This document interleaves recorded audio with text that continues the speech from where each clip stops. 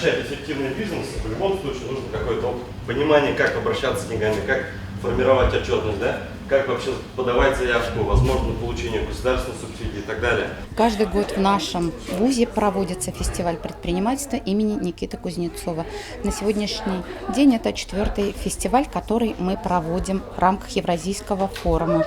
В данном фестивале принимают участие студенты нашего университета, а также есть команда из Башкирского государственного аграрного университета и команда из Башкирского государственного университета.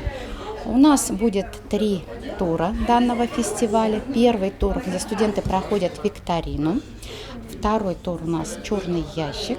И 3-й тур, где будет командная игра «Я предприниматель». Тур, где они составляют бизнес-план по модели канваса. То есть в 9 этапов они должны за 2 часа расписать, какой бизнес они хотят открыть, что они хотят сделать и как бы выгодность проекта посчитать. По итогам фестиваля у нас будут дипломы, грамоты, и каждый студент получает сертификат за участие. Я участвую на фестивале предпринимателей, потому что мне хочется приобрести некий опыт по экономическим дисциплинам, потому что у нас есть второй профиль экономика, и нам тоже будет полезно участвовать в этом фестивале.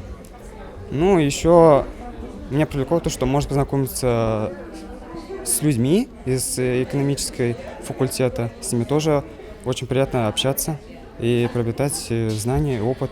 Данное мероприятие направлено на популяризацию предпринимательства среди молодежи. Мы готовим кадры по направлению педагогическое образование и профессиональное обучение. И студенты, получая здесь знания, опыт, навыки, передадут в дальнейшем предпринимательскую культуру школьникам и студентам среднего профессионального обучения.